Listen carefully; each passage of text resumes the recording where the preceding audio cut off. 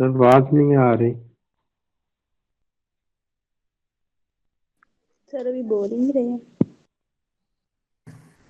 नहीं सॉरी, मैंने वो माइक ऑफ कर दिया था, मैं माइक ऑन करना भूल गया था। अच्छा, तो ये जो है कंट्रोल स्ट्रक्चर जो है वो हमने शुरू करते हैं। तो ये बड़ा इंपॉर्टेंट टॉपिक है, क्योंकि आप सब बोले कि जो असल जो प्रोग्रामिंग जो आप कह लें कि जो चीज़ें हैं वो अब तो सबसे पहले हमें देखना है कि कंट्रोल स्ट्रक्चर क्या होते हैं। दीज आर स्टेटमेंट्स, ये स्टेटमेंट्स हैं जिस तरह से आपने अभी सी प्लस प्लस की स्टेटमेंट्स देखी हैं, that are use to control the flow of execution in a program. तो हमने जब हम ये देख रहे थे कि प्रोग्राम की आप ये कह लें कि फीचर्स देख रहे थे, तो उसमें हमने ये चीज़ जो है ना वो एक नोट जो है वो की थी कि हमने ये कहा था कि प्रोग्राम की जो एग्जीक्यूशन है वो इस तरह से होती है कि सीक्वेंशियल होती है। सीक्वेंशियल का मतलब ये है कि जिस ऑर्डर में जो है वो स्टेटमेंट्स लिखी जाती हैं उसी ऑर्डर में एग्जीक्यूट होती है। आप उनकी फॉर एग्जांपल के नंबरिंग दे लें तो 1 2 3 4 5 6 7 अब तो इस तरह से ऑन जो है वो होंगे, और ये स्टेटमेंट्स जो है इसी ऑर्डर में एग्जीक्यूट होती हैं। और इनमें से किसी स्टेटमेंट को जो हम छोड़ नहीं सकते और ना ही एक से ज्यादा बार जो है उसको एग्जीक्यूट कर सकते हैं। तो इसको ये डिफॉल्ट डिफॉल्ट एग्जीक्यूशन का जो फॉर्मेट है वो आप समझ लें कि होता है, जिसको कि हम उसका आप कह सकते हैं कि डिफॉल्ट कंट्रोल स्ट्रक्चर जो है वो हम कहते हैं। तो इसके अलावा भी हमारे पास स्टेटमेंट्स हैं जिसकी वजह से हम प्रोग्राम की एग्जीक्यूशन को जो है वो कंट्रोल कर सकते हैं। तो इन स्टेटमेंट्स के जरिए जो है ये जो कंट्रोल स्ट्रक्चर है, we can control the behaviour of our program, like what it will perform when it will terminate or continue under certain circumstances or condition। होता इस तरह से है कि जो बाय डिफॉल्ट है वो तो यही है कि जो स्टेटमेंट्स है प्रोग्राम में वो सिक्वेंशियल एग्जीक्यूट होती है और जिस ऑर्डर में लिखी हो उसी ऑर्डर में एग्जीक्यूट होती है, और ना ही कोई स्टेटमेंट स्किप होती है ना ही एक से ज्यादा बार एग्जीक्यूट होती है। लेकिन हमारे पास कुछ ऐसे स्टेटमेंट हैं जिसके जरिए हम स्टेटमेंट की एग्जीक्यूशन को कंट्रोल कर सकते हैं। और उसमें क्या होगा कि इनफैक्ट क्या होगा कि हम क्या करेंगे कि हम एक कंडीशन देंगे। जो लास्ट क्लास में आपको याद हो तो हमने लॉजिकल स्टेटमेंट्स पढ़ी थी, तो उसमें क्या होता है कि कंडीशन होती है, ये कंडीशन जो है वो ट्रू होगी या फॉल्स होगी। अगर ट्रू होगा, ये कंडीशन ट्रू होगी तो स्टेटमेंट एग्जीक्यूट होगी, अगर फॉल्स होगी तो स्टेटमेंट एग्जीक्यूट नहीं होगी। और दूसरी सूरत ये हो सकती है कि जब तक ये कंडीशन ट्रू रहे एक स्टेटमेंट या एक जो ब्लॉक ऑफ स्टेटमेंट है वो एग्जीक्यूट होता रहे, और जैसे ही वो स्टेटमेंट जो है वो फॉल्स हो उसकी एग्जीक्यूशन जो है वो रुक जाए। तो इस तरह से हम जो है वो अपने प्रोग्राम का जो बिहेवियर है वो कंट्रोल कर सकते हैं।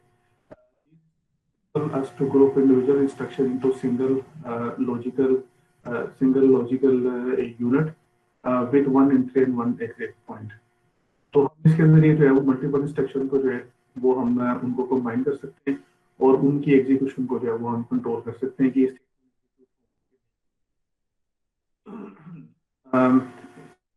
suppose एक उसकी एग्जांपल है कि suppose we have a lot of statements in our program by using the control structure, we control their working, like either our statement will evaluate at once on the basis of certain condition or will evaluate one by one or will not be evaluated। तो ये different scenarios है जैसे मैंने आपको बताया कि main चीज क्या है कि कंडीशन है। तो हम अगर कंडीशन देंगे तो कंडीशन अगर ट्रू होगी तो स्टेटमेंट या स्टेटमेंट जो एग्जीक्यूट होंगे अदरवाइज नहीं होगी, या उस वक्त तक एग्जीक्यूट होती रहेंगी जब तक ये स्टेटमेंट ट्रू होती है। जैसे ही स्टेटमेंट फॉल्स होगी उनकी एग्जीक्यूशन जो है वो स्टॉप होगी। तो ये सारी चीजें जो है ये हमें देखनी है। और सी प्लस प्लस में तीन तरह के कंट्रोल स्ट्रक्चर होते हैं। सीक्वेंस कंट्रोल स्ट्रक्चर हम उसे कहते हैं, और सिलेक्शन कंट्रोल स्ट्रक्चर कहते हैं, या रेपिटेशन कंट्रोल स्ट्रक्चर या उसको लूप्स भी कहते हैं। तो ये तीन तरह के जो है वो हैं। इसमें जो सीक्वेंस कंट्रोल स्ट्रक्चर है ये जो है ये आप ये कह लें कि इसका डिफॉल्ट आप इसे कह सकते हैं कि this is the default control structure ये होता है। तो इसमें इसमें क्या होता है कि unless directed otherwise C plus plus statement execute one after the other in the order in which they are written, that is in sequence, ठीक है। और हर स्टेटमेंट जो जिस सीक्वेंस में लिखी जाती है वो उसी सीक्वेंस में जो है वो एग्जीक्यूट होती है, और उसको हम उस order को change, वो ऑटोमेटिकली या इम्प्लिसिटली कहने के वो चेंज नहीं होता। हाँ, अगर आप खुद सीक्वेंस चेंज कर दे तो फिर वो लेता बात है। अगर आपने सीक्वेंस चेंज किया तो वो लेता चीज है, फिर वो उनकी एग्जीक्यूशन जो है वो चेंज हो सकती है, अदरवाइज वो चेंज नहीं होगी। जैसे एक एग्जांपल आपने ये स्टेटमेंट्स लिखी हुई है, मैंने सिर्फ सिंपली उनकी नंबरिंग दे दी है कि 1 2 3 स्टेटमेंट्स हैं, इसके आगे चलती जा रही है। सबसे पहले जो है स्टेटमेंट नंबर 1 एग्जीक्यूट होगी, फिर स्टेटमेंट नंबर 2, फिर स्टेटमेंट नंबर 3। ऐसे नहीं हो सकता कि जो कंप्यूटर है वो रैंडमली डिसाइड कर ले कि उसने 1 को पहले एग्जीक्यूट करना है या 2 को करना है या 3 को करना है। अब ये ऑर्डर में सीक्वेंस में लिखी हुई है, तो इसी सीक्वेंस में ये स्टेटमेंट जो है एग्जीक्यूट होंगे। इस ऑर्डर को किसी सूरत में चेंज नहीं किया जा सकता, ये ऑर्डर एज इट इज रहेगा, और इसमें कोई भी चेंज जो है वो इसके अंदर जो है वो नहीं आएगी। In the above example, execution will start from the first statement, then the second one, and so on. No statement will be left, and no statement will be executed more. तो ये इसको हम कहते हैं सीक्वेंस कंट्रोल स्ट्रक्चर, और ये जो है ये डिफॉल्ट कंट्रोल स्ट्रक्चर जो है ये होता है। और हम इसमें किसी स्टेटमेंट को छोड़ नहीं सकते, उसको लेफ्ट नहीं कर सकते, और ना ही उसको एक से ज्यादा वर्ड जो है वो एग्जीक्यूट कर सकते हैं, ठीक है जी। And this is default control structure. पहले आपको मैंने बताया कि सी प्लस प्लस प्रोग्राम में डिफॉल्ट कंट्रोल स्ट्रक्चर होता है। इसी तरह से जो दूसरा है उसको हम कहते हैं सिलेक्शन कंट्रोल स्ट्रक्चर। सिलेक्शन हम इसलिए कहते हैं कि हम तो सिलेक्ट कर सकते हैं कि स्टेटमेंट या स्टेटमेंट एग्जीक्यूट होंगे या नहीं होंगे।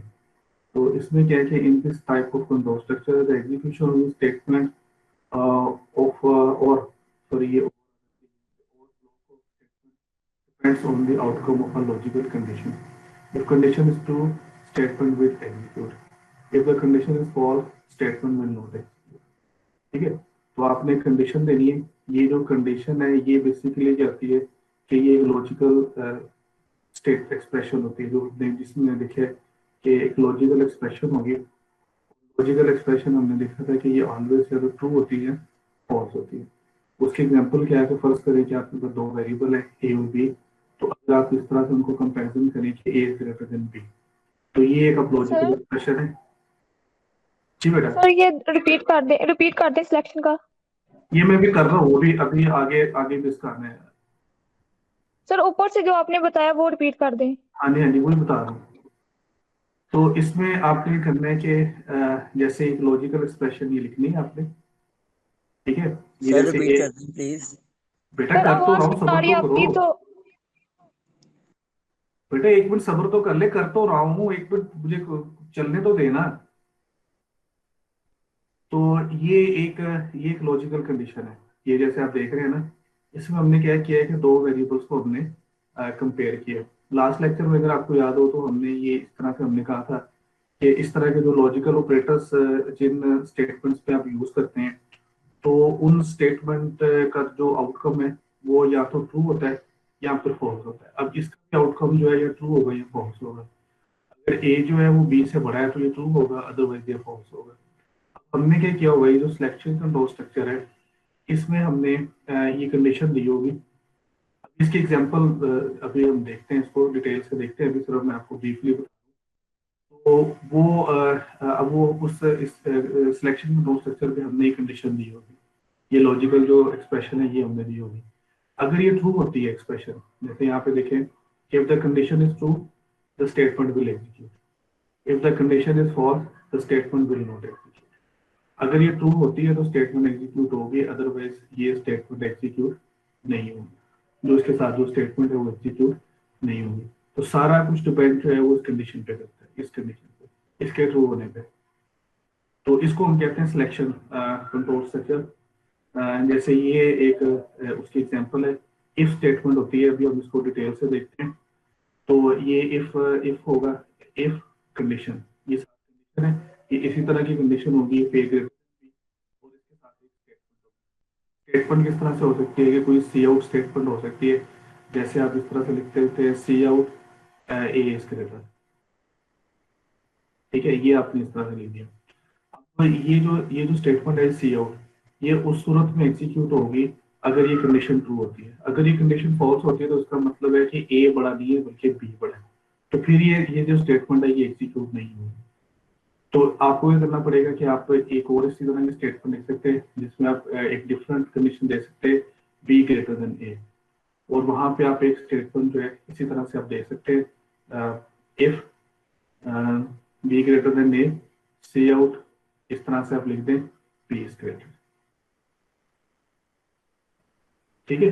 तो अब क्या होगा कि ये जो स्टेटमेंट है ये सी आउट वाली, अगर आप इस पर गौर करें तो ये इसके बाद जो है वो स्टेटमेंट टर्मिनेटर नहीं है। ये अगर आप देखें स्टेटमेंट टर्मिनेटर नहीं है, ये स्टेटमेंट टर्मिनेटर जो है ये यहाँ पे एंड पे दिया हुआ है। आप इसको एक लाइन में भी लिख सकते हैं, आप इसको चाहें तो दो लाइनों में भी आप इसको लिख सकते हैं, उसकी कोई पाबंदी जो है वो नहीं है। तो अगर ये एक स्टेटमेंट होगी इस तरह से आप एक स्टेटमेंट भी लिख सकते हैं। अगर आप चाहें ये आगे हम एग्जाम्पल में जो है वो हम इसको करेंगे कि आप इस तरह से ये कर्ली ब्रेसेस के जरिए ब्लॉक ऑफ स्टेटमेंट भी बना सकते हैं जिसमें एक से ज्यादा स्टेटमेंट्स जो है वो होंगे, ठीक है। तो ये उसकी एग्जाम्पल है। इफ स्टेटमेंट जो है ये बेसिकली सिलेक्शन कंट्रोल स्ट्रक्चर की एग्जाम्पल है।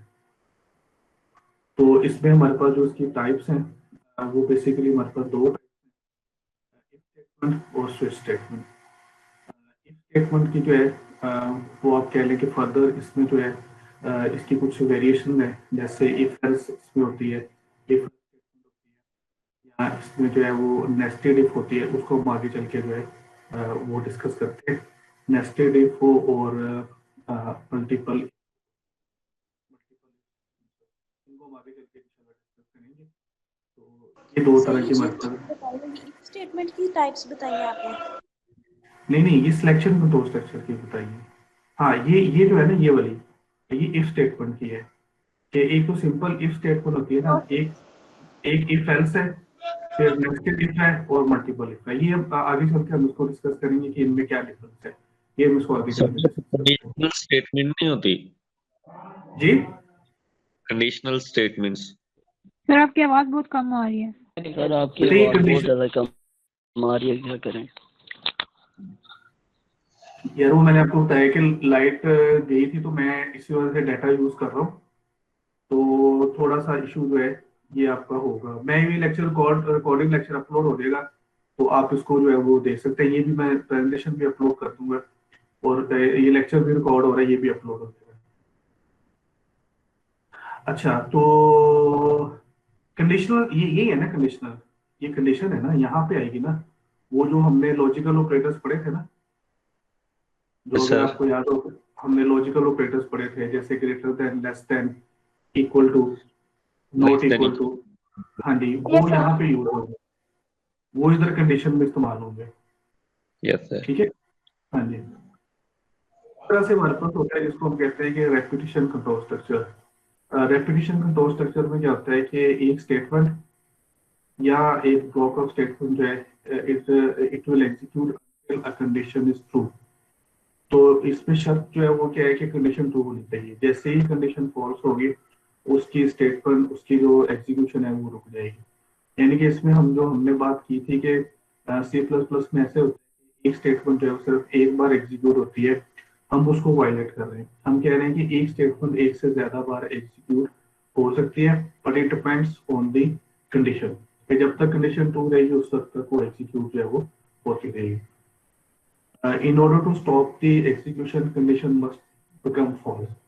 तो ये इसमें आपने ख्याल रखना है कि अगर कंडीशन फॉल्स नहीं होती तो फिर कभी भी वो जो एग्जीक्यूशन है उसकी एग्जीक्यूशन है कभी स्टॉप नहीं होगी, वो हमेशा हमेशा प्रोग्राम जो है वो चलता रहेगा। तो ये जो है ये ठीक नहीं है, आपके प्रोग्राम की एग्जीक्यूशन जो है वो स्टॉप होनी चाहिए। तो अगर स्टॉप नहीं होती तो फिर इसका मतलब है कि आपका प्रोग्राम जो है वो ठीक नहीं है और आपको इसको जो है वो देखना चाहिए कि इसके अंदर जो है वो क्या मसला है।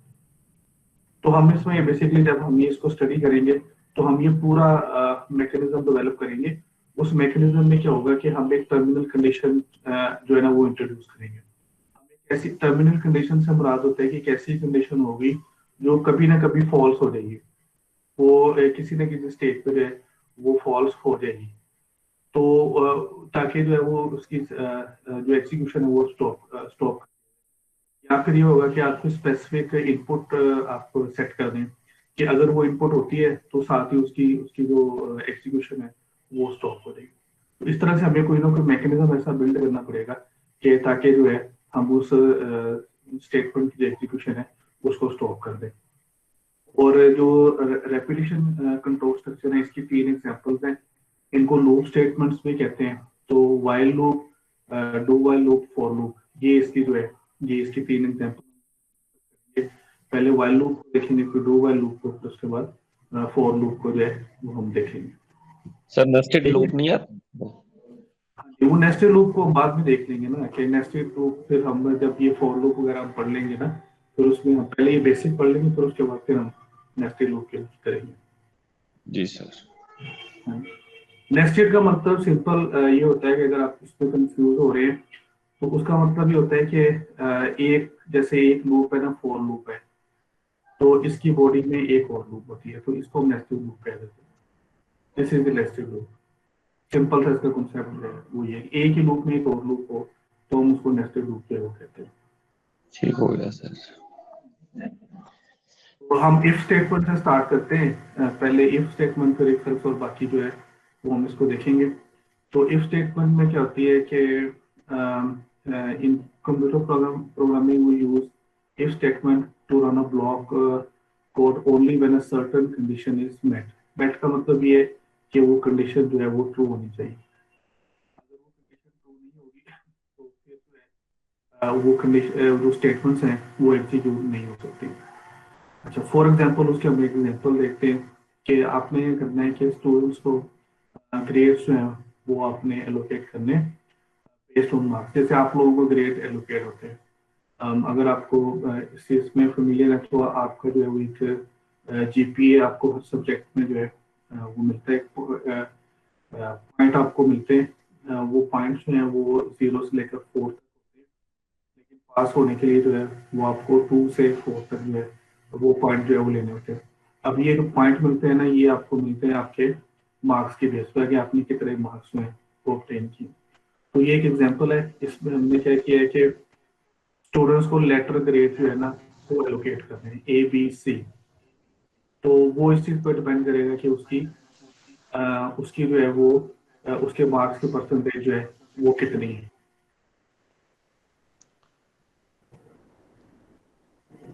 सर जी बेटा। सर बच्चे कुछ बाहर बैठे हुए हैं, काइंडली उनको एक्सेप्ट कर ले। कर दिया है, उनको कर दिया। Thank you sir.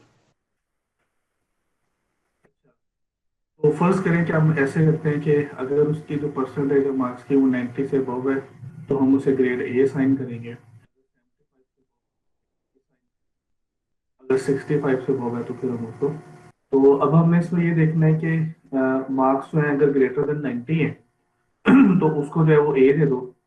और अगर इफ मार्क्स जो है उसके वो ग्रेटर देन इक्वल टू 75 है तो फिर उसको B दे दो। अगर इसी तरह से उसके जो है वो 65 से ज़्यादा है तो उसको फिर C दे दो। अगर 50 से ज़्यादा है तो D दे दो। और अगर 50 से लेस है तो फिर उसको जो है वो F दे दो। तो ये हम इसको इस प्रॉब्लम को, इस तरह की प्रॉब्लम को जो है हम ये इफ स्टेटमेंट के जरिए जो है वो हैंडल करेंगे। ठीक है। और इसकी जो है वो हमारे पास चार इसकी फॉर्म्स हैं। एक सिंपल इफ स्टेटमेंट है जिसको कि अभी हम देखेंगे।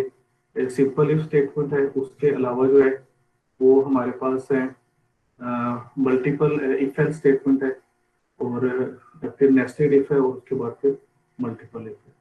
तो इसको जो है वो हम को देखेंगे आज की क्लास में। जो है हम ये दो जो है ये डिस्कस करेंगे, जिसमें जो हम इफ स्टेटमेंट और इफ।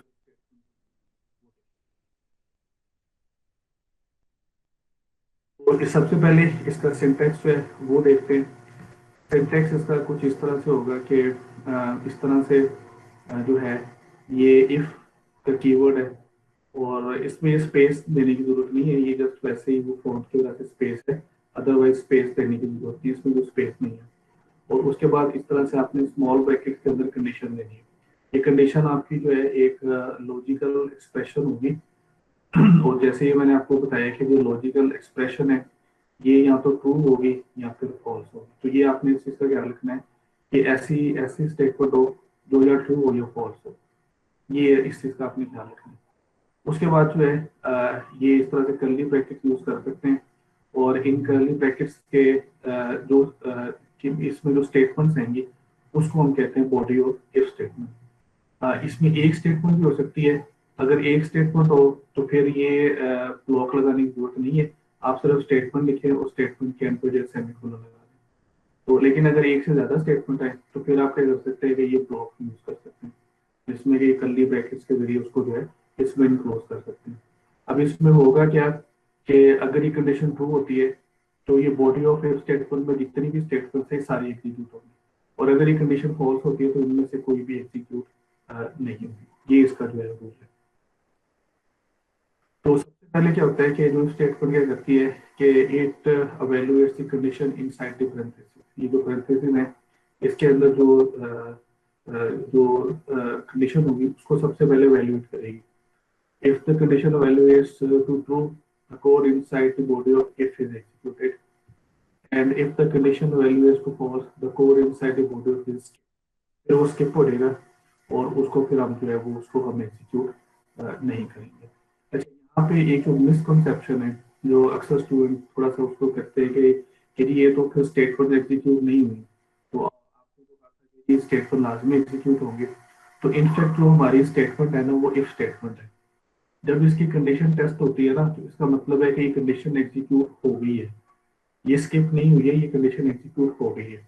हाँ, इसकी बॉडी में जो स्टेटमेंट्स हैं वो स्किप हो सकती हैं, वो डिपेंड करता है कंडीशन पे, और ये हमने ऑन पर्पस किया है, ये विदाउट पर्पस नहीं है, ये हमने ऑन पर्पस किया है। जैसे अभी अगर एग्जांपल थी कि एक स्टूडेंट है, फर्स्ट करें कि जी उसके जो मार्क्स है ना वो 80 हैं, और अब हमने जो कंडीशन लगाई है ना वो ये लगाई है कि उसके मार्क्स जो है अगर ग्रेटर देन 90 है तो आप उसको जो है ना वो ग्रेड उसको जो है ना वो आप दे दें ए। अच्छा, अब ये है कि ये तो हम अगर उसके मार्क्स 80 है तो ये कंडीशन फॉल्स होगी और उसको ए ग्रेड नहीं मिलेगा, तो ये तो ऑन पर्पज है, ये तो विदाउट पर्पज तो नहीं है ना। तो इसीलिए जो है हमने इसको यूज किया है ताकि उस स्टूडेंट को हम डिसाइड कर सके कि उसको ग्रेड ए देना है, बी देना है, सी देना है या डी देना है, कौन सा ग्रेड उसको जो है वो हमने देना है। तो इसीलिए जो इफ स्टेटमेंट है वो लास्ट वो एग्जीक्यूट होती है। उसकी बॉडी में जो स्टेटमेंट्स हैं वो हो सकता है कि स्किप हो जाए, बट वो ऑन पर्पस होगा। हमने खुद ही इस तरह से प्लान किया होगा कि ये अगर कंडीशन फॉल्स है तो वो कोड इनसाइड ये जो पैरेंथेसिस है इसकी बॉडी ऑफ द स्टेटमेंट उसको हम कहते हैं बॉडी ऑफ इफ स्टेटमेंट जो है हम उसको कहते हैं। इसमें एक स्टेटमेंट भी हो सकती है, एक से ज्यादा भी हो सकती हैं। अगर एक होगी तो आपको पैरेंथेसिस लगाने की जरूरत नहीं है, अगर एक से ज्यादा होंगे तो फिर आप जो है ना ये पैरेंथेसिस जो है लगाएंगे। एग्जाम्पल इसकी देखते हैं। सॉरी, इससे पहले हम ये देख लें कि फर्ज करें कि ये हमने एक नंबर लिया है इंट नंबर और इसकी वैल्यू जो है वो 5 है। तो क्या किया है कि इधर हमने कंडीशन हमने लिखी है if number is greater then 0 और यहाँ पे हमने लिखा है कि कुछ कोड होगा और कोड। अब इसमें क्या है कि अगर ये कंडीशन ट्रू होती है, जैसे ये जो कंडीशन है ट्रू है, तो क्या होगा कि ये वाला जो कोड है ये एग्जीक्यूट होगा, जो कि बॉडी ऑफ इफ स्टेटमेंट पे ना उस पे है, तो वो एग्जीक्यूट हो जाएगा। और ये वाला जो कोड है ये भी एग्जीक्यूट होगा। जब ये कोड जो बॉडी ऑफ इफ पे जो कोड है ये एग्जीक्यूट होगा, उसके बाद फिर ये कोड भी एग्जीक्यूट होगा। ठीक है, अब हमने एक स्लाइटली थोड़ी सी चेंज लिखी है। अब वो हमने लिखा है एक नंबर इज लेस देन 0। तो अब ये कंडीशन जो है ये फॉल्स है। ये आप देख सकते हैं कि नंबर तो 5 है, तो ये कंडीशन क्या होगी, ये फॉल्स होगी। ये वाली कंडीशन जो है ट्रू होगी। अब क्या होगा कि ये वाला जो कोड है ये स्किप हो जाएगा, और अब आप देखिए जो एरो की मदद से हमने दिखाया है कि ये कोड स्किप हो गया अंदर वाला, और इस कंडीशन के फॉल्स होने के बाद जो है वो हम इफ के बाद जो कोड है वहां पे जो है वो ठीक है।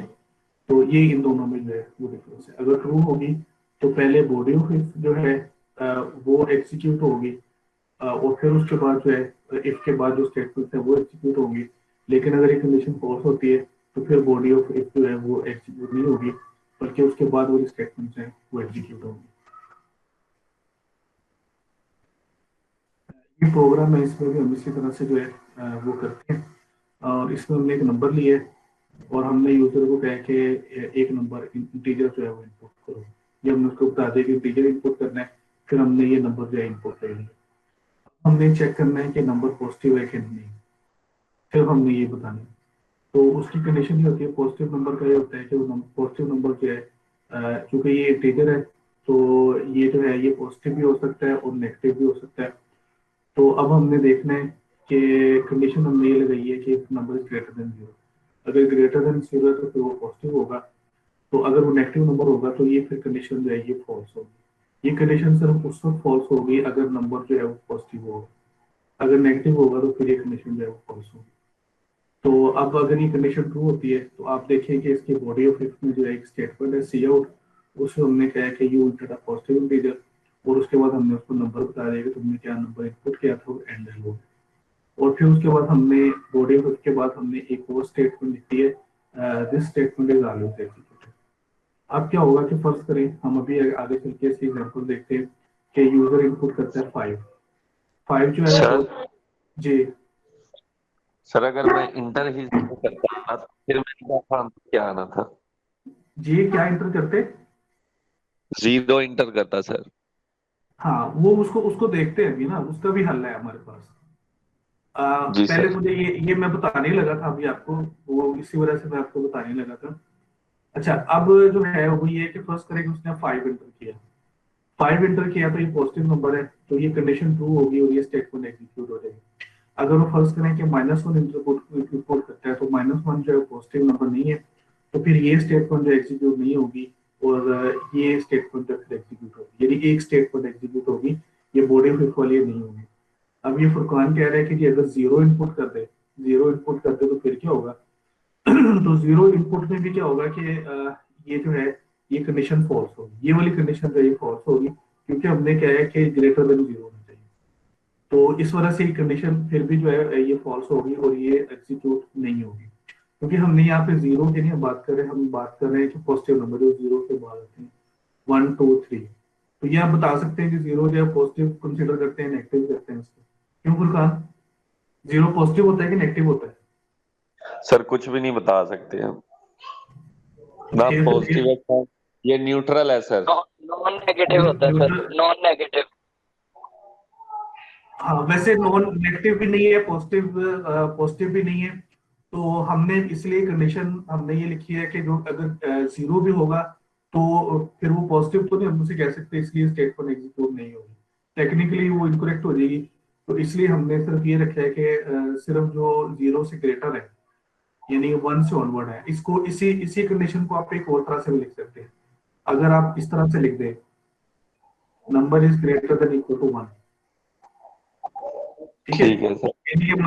ये है कि यहाँ 1 हो या 1 से बड़ा नंबर हो, तो फिर हम इसको कह देंगे कि पॉजिटिव नंबर है। मतलब कई तरीके लिखने के, ऐसे लिखने ग्रेटर देन 0 लिखने। जी सर अगर हम एक और इफ की कंडीशन लगा लें कि इफ नंबर इक्वल टू 0, तो उसके लिए सी आउट कर दे कि हमारे पास जो है नो आंसर या नो पॉसिबल कंडीशन कि कोई भी नंबर पॉजिटिव भी नहीं है और नेगेटिव भी नहीं है, ऐसा कर सकते हैं सर? वो हो सकता है, तो वो हम आगे चल के हमने मल्टीपल इफ करना है उसमें। फिर ये अभी हम सिंपल सिनेरियो कर रहे हैं, फिर उसमें थोड़ा सा हम जो है ना कॉम्प्लिकेटेड सिनेरियो जो है फिर उसमें जाके देखेंगे। जब मल्टीपल इफ और नेस्टेड इफ करेंगे तो उसमें हम इसको देख लेंगे, ठीक है जी सर। अब हम इसकी जो है ना वो दो इसकी जो है ना वो हम देखते हैं।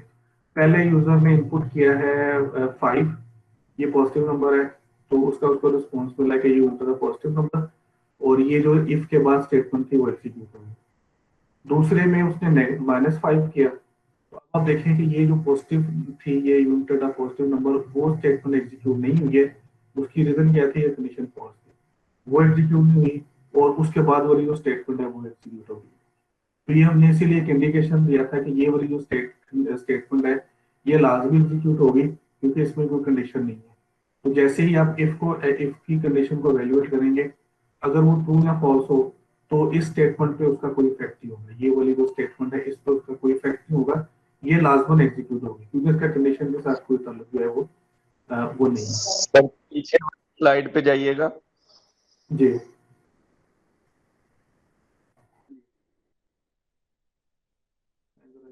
साफ कर देता हूँ जी,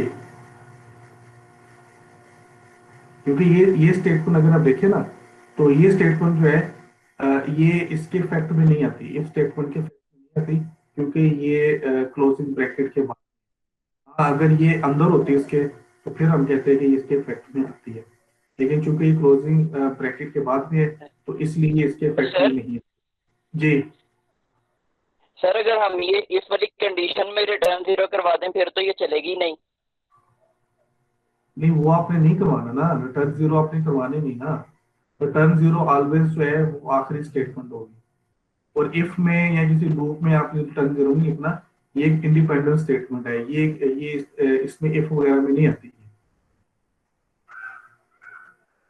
ये नहीं इसका नहीं सर मैं मतलब कह रहा हूँ जो सर हमने कंडीशन लिखी है ना इस वाली, हाँ हेलो जी सर, अगर उसमें जो है अगर मेरी स्टेटमेंट ट्रू है और उसकी आउटपुट उसने शो कर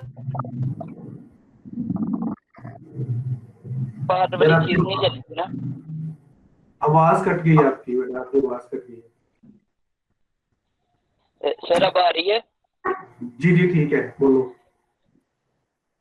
जी सर ये इफ वाली जो मैंने कंडीशन लगाई है इसकी कर्ली हाँ। ब्रैकेट्स में अगर मैं अपने मेन कोड के बाद अगर रिटर्न 0 करवा देता हूँ फिर तो ये सी आउट नहीं ना होगा जो बाहर लिखा हुआ है पैरेंथेसिस के। हाँ, अगर ये इधर इधर रिटर्न 0 आए तो फिर ये एग्जीक्यूट नहीं होगी क्योंकि वो फिर ये है कि यस सर यही। रिटर्न 0 आ जाएगा। हाँ वो तो बेटा एडजस्ट हो गया, वो यस adjust सर। हो गया। ठीक है, तो ये इसके दो एग्जांपल हो गए जिसमें हमने एक पॉजिटिव इनपुट की और एक नेगेटिव जो है वो इनपुट की। अच्छा, अब इसमें एक हम सिनेरियो लेते हैं, मैंने अभी आपको बताया था। फर्स्ट करें आपके पास दो नंबर है ए और बी है, आपने चेक करना है कि इनमें से नंबर कौन सा जो है बड़ा है। बेटा ये माइक बंद कर लें प्लीज, जिसका भी माइक ऑन है। अली का माइक ऑन। आपका ये जो है आपने चेक करना है कि ए और बी में से जो है वो लार्जर नंबर जो है वो कौन सा है।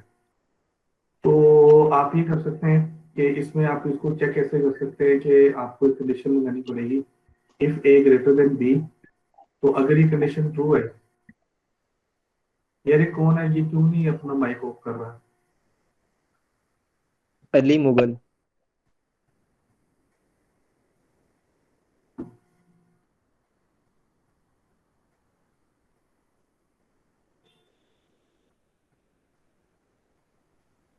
अच्छा, तो अब क्या होगा कि अगर ये कंडीशन ये इस तरह से if A greater than B, तो हम यहाँ पे सी आउट कर देंगे ए इज लार्जर। ठीक है। अच्छा, अगर ये फॉल्स होती है तो फिर इसका मतलब है कि ए लार्जर नहीं है, तो इसका मतलब है कि बी इज लार्जर। उसके लिए हमें क्या करना पड़ेगा कि हमें एक और कंडीशन लिखनी पड़ेगी, और उसको हम इस तरह से लिखेंगे बी इज ग्रेटर देन ए। ठीक है, और इसमें क्या होगा कि बी इज लार्जर। अच्छा, अब इसमें मसला जो है, मसला क्या है इसके अंदर? अच्छा, पहले सबसे पहले ये स्टेटमेंट जो एग्जीक्यूट होगी, अगर ये कंडीशन ट्रू होती है, अब जाहिर बात है कि इन दोनों में से ये हमारी पहली कंडीशन है और ये हमारी दूसरी कंडीशन है, इन दोनों में से एक ट्रू होगी, एक फॉल्स होगी। अगर ये ए ग्रेटर देन बी ट्रू है तो बी ग्रेटर देन ए ये फॉल्स होगी। अगर A greater than B true false है तो फिर बी ग्रेटर देन ए जो है ये ट्रू होगी। तो इन दोनों दोनों हर सूरत में क्या होगा कि ये जो स्टेटमेंट हमने सी आउट स्टेटमेंट लिखी है ना पूरी, ये दो लिखी है, इन दोनों में से एक एग्जीक्यूट होगी और एक एग्जीक्यूट नहीं होगी, लेकिन हमें दो दफा कंडीशन जो है वो चेक करनी पड़ेगी। तो इसमें जो है अगर आप थोड़ा सा ओवर करें तो आपको पता चलेगा कि ए और बी में कौन सा बड़ा है। ये पहली कंडीशन पे ही टेस्ट जो है ना ये जो है ना ये वेरीफाई हो जाता है। ठीक है, उसमें उसमें इस तरह से है कि अगर तो ए बड़ा है, ए ग्रेटर देन बी है, तो ये क्या होगी, ये ट्रू होगी अगर ए बड़ा है। अगर ये फॉल्स है तो इसका क्या मतलब है कि बी इज लार्जर। अगर ये ट्रू है तो ए इज लार्जर, अगर ये फॉल्स है तो फिर क्या मतलब है, फिर बी बड़ा है, ऑब्वियसली ये इस तरह से ट्रू है। तो अब हमें हमें जो है हमें चूंकि एक ही कंडीशन से एक ही कंडीशन टेस्ट करने के बाद हमें पता चल गया कि ए और बी में से कौन सा नंबर जो है बड़ा है, तो हमें दो कंडीशन लिखने की जरूरत नहीं है। हम क्या कर सकते हैं कि हम इफ एल्स स्टेटमेंट यूज कर सकते हैं। इफ एल्स में क्या करेंगे कि हम सिर्फ एक कंडीशन लिखेंगे, if A is greater than B, तो उसके बाद सी आउट लिख देंगे ए इज ग्रेटर, और एल्स फिर हम इसका एक एल्स पार्ट लिखेंगे। एल्स में क्या लिख देंगे, सी आउट बी इज ग्रेटर। ठीक है, वैसे अगर तो मैं थोड़ा सा ये नीट करके लिख देता हूँ क्योंकि जरा थोड़ा सा ऐसा लग रहा है कि वो इंटरनल बच गया। तो इसमें देखें कि इस तरह से इफ लिखा, if A is greater than B, तो हमने सी आउट लिख दिया ए इज ग्रेटर। ठीक है, और एल्स में हमने लिख दिया। अब आप देखें कि हमने कंडीशन को दूसरी दफा नहीं लिखा, हमने सिर्फ क्या किया है कि कंडीशन को हमने एक दफा ही लिखा है। ठीक है, और इसी कंडीशन के रिजल्ट की बेस पे इन दोनों में से कोई एक स्टेटमेंट एग्जीक्यूट होगी, या ये सी ए स्टेटमेंट वाली होगी या बी स्टेटमेंट वाली होगी। अच्छा, अब इसमें क्या होगा कि अब जाहिर बात है कि ये जो स्टेटमेंट है इसके दो ही आउटकम है, ये ट्रू हो सकती है या फिर ये फॉल्स हो सकती है। अगर ये ट्रू होगी तो ये जो इफ वाली स्टेटमेंट है, जो इफ पार्ट, इसको हम कहते हैं इफ पार्ट, और इसको हम कह देंगे एल्स पार्ट। इफ पार्ट कह देते हैं और एल्स पार्ट कह देते हैं। तो अगर ये कंडीशन ट्रू है तो जो इफ पार्ट में स्टेटमेंट है वो एग्जीक्यूट होगी, और अगर ये कंडीशन फॉल्स है तो फिर जो है वो एल्स पार्ट वाली स्टेटमेंट जो है वो एग्जीक्यूट होगी। अब हमने कंडीशन जो है वो एक दफे टेस्ट की है, और उसी के आउटकम की बेस पे हमने ये डिसाइड कर लिया कि ए बड़ा है या बी बड़ा है। ये हमने जो है इसमें जो है हमने डिसाइड कर लिया, हमें कंडीशन दो दफा टेस्ट करने की जरूरत नहीं है। सर तो जी सर अगेन यहाँ पर a is equal to B को चेक करने के लिए फिर हमें एक और स्टेटमेंट लिखनी पड़ेगी, या फिर ये खुद ही सी आउट करवा देगा इस वाली को? बेटा वो सबर जरा कर ले, अभी हम इसको इफ एल्स को कर रहे हैं, वो फिर हमने अगला अगला जो स्टेप है हमारा फिर हम उसमें उसको करेंगे, जिसमें कि हम मल्टीपल इफ, ये जो नेस्टेड इफ है वो करेंगे। वो हम देखते हैं उस सिनेरियो को, मुझे पता है आपके ज़हन में क्वेश्चन आ रहे हैं, हम उस सिनेरियो को भी देखते हैं। अभी इधर हमने सिंपल किया इसे, और ये बात आपकी ठीक है कि हमने इसमें ये चेक नहीं किया कि if A is greater than B, तो उसको हम जो है वो करते हैं, हम नेस्टेड इफ उसके लिए जो है वो यूज करते हैं। तो हम उसमें इफ के अंदर एक और इफ लगाएंगे, वहां पे हम करेंगे, तो वो जब हम नेस्टेड इफ करेंगे तो फिर हम उसमें इसको जो है वो करेंगे। अभी आप सिर्फ ये ज्यूम करें कि दो ही पॉसिबिलिटीज है, या तो ए बड़ा है या बी बड़ा है, ये बराबर जो है वो नहीं है। ये आप ज्यूम कर लें कि ये वाला केस नहीं है, या ए बड़ा है या बी बड़ा है, बस ये फिलहाल आप ये ज्यूम जो है वो करें। जी थैंक यू सर। हाँ जी। अच्छा, तो अब इसमें क्या है कि if statement can have an optional class, और उसका सिंटैक्स क्या होता है कि इस तरह से एक कंडीशन होती है, इस तरह से इफ में कंडीशन होती है, उसके बाद दो हिस्से होते हैं इसके, एक इफ ब्लॉक इफ वाला होता है, इफ पार्ट है, दूसरा एल्स पार्ट है। तो अब इसमें जो है ये block of code if condition is true, और एल्स में block of code if condition is false. तो ये हमने दोनों सिनेरियोज हैं उसके अंदर कवर कर लिए कि अगर ये कंडीशन ट्रू होती है तो हमने कौन सी स्टेट पर एग्जीक्यूट करनी है, और अगर ये कंडीशन फॉल्स होती है तो फिर हमने कौन सी स्टेटमेंट जो है वो एग्जीक्यूट करनी है। तो ये उसकी एक एग्जांपल है। सॉरी, पहले इसको हम देख लेते हैं। यहाँ पे देखें कि हमने दो केसेस लिए हैं कि कंडीशन जब ट्रू हो तब क्या होगा, और अगर कंडीशन फॉल्स हो तो क्या होगा। यहाँ पे उसी तरह से एक नंबर लिया है 5, नंबर इज इक्वल टू 5 लिए, कंडीशन हमने लगाई है कि नंबर इज ग्रेटर देन 0। तो ये कंडीशन ट्रू होगी तो ये जो कोड लिखा हुआ है ये एग्जीक्यूट हो जाएगा, जो इफ पार्ट में लिखा हुआ है वो एग्जीक्यूट हो जाएगा। एल्स वाला कोड एग्जीक्यूट नहीं होगा, ये एग्जीक्यूट नहीं होगा, और जो कंट्रोल है वो फिर शिफ्ट हो जाएगा जो इफ एल्स के बाद जो स्टेटमेंट है। अब यहाँ पे दूसरे इसके साथ ही जो पैरेलल में दूसरा सिनेरियो है उसमें क्या है कि कंडीशन फॉल्स है। अगर ये कंडीशन फॉल्स होती है तो ये इफ पार्ट वाली स्टेटमेंट एग्जीक्यूट नहीं होती, और कंट्रोल जो है वो डायरेक्टली चला जाता है एल्स पार्ट में, और फिर एल्स पार्ट में जो स्टेटमेंट एग्जीक्यूट होती है, जो स्टेटमेंट्स है वो एग्जीक्यूट होती है, और फिर उसके बाद जो है हम इफ एल्स से बाहर निकल आए। कोई भी सिनेरियो हो, कोई भी सिचुएशन हो, तो इसमें पॉसिबिलिटी जो है वो हमेशा जो है वो एक होगी कि जो कंडीशन है वो या तो ट्रू होगी या फिर वो फॉल्स होगी। दोनों में से जो है वो एक एक पॉसिबिलिटी होगी और उसकी उसकी बेस पे जो है वो या तो इफ पार्ट जो है वो एग्जीक्यूट होगा या फिर एल्स। एग्जाम्पल इसकी देखते हैं। अच्छा, ये वही चीज़ जो है वो सारी डिटेल बताई हुई है कि इसमें देखिए condition value is true, the code inside the body of if is executed, the code inside body of else is kept from execution. If condition value is false, the code inside the body of else is executed and the code inside body of if is kept from execution. ठीक है, तो ये वही चीजें जो है ये भी जो मैंने आपको बताई है वहाँ पे वो जो है यहाँ पे बता दी। अच्छा, उसके बाद क्या है कि ये एक एग्जाम्पल है और इसमें वो जो हमने उसी तरह से एग्जांपल ली है। हमने क्या है कि जी एक नंबर हमने पहले डिक्लेयर किया है, फिर हमने यूजर से इनपुट ले लिया। उसके कंडीशन ये लगाई है कि अगर वो नंबर इक्वल टू 0 है तो हम कह देंगे कि वो पॉजिटिव इंटीजर है, एल्स क्या कह देंगे कि नेगेटिव नंबर है। अब जाहिर बात है कि अगर वो 0 मतलब 0 नहीं है और 0 से ग्रेटर भी नहीं है तो फिर इसका मतलब है कि लास्ट में जो होगा लेस देन 0 होगा। अब यहाँ पे देखें कि यहाँ पे एक चीज अगर आप देखें तो पहले जो एग्जांपल की थी उसमें सिर्फ हमने ग्रेटर देन 0 किया था, तो यहाँ पे उसमें हमने 0 वाला जो 0 वाला था अगर इक्वल टू 0 होता है तो फिर क्या होगा वो हमने कवर नहीं किया था, लेकिन यहाँ पे हमने उसको भी कवर कर लिया है। क्योंकि ये हो सकता है कि अगर लेट्स से कि वो 0 इनपुट करता है तो उस सूरत में क्या होगा कि ये जो कंडीशन है ये फॉल्स होगी, तो वो 0 को भी नेगेटिव नंबर कह रहा होगा। तो इस वजह से हमने यहाँ पे इसको जो है मैनेज कर लिया कि अगर वो 0 इनपुट करता है या 0 से ग्रेटर नंबर इनपुट करता है तो उसने पॉजिटिव इंटीजर इनपुट किया है।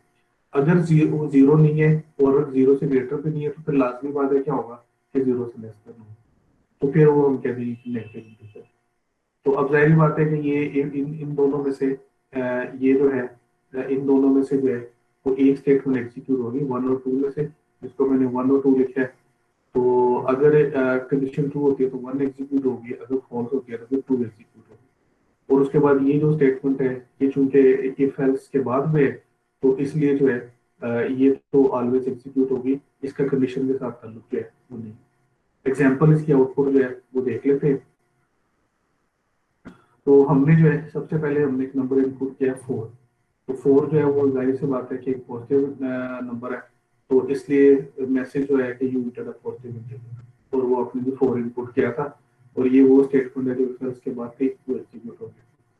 हमने क्या किया है कि हमने -4 इनपुट किया, -4 जो है चूंकि नेगेटिव है तो अब उसने मैसेज आपको दिया यू एंटर नेगेटिव इंटीजर तो -4, तो ये स्टेटमेंट जो फिर एग्जीक्यूट है वो होगी।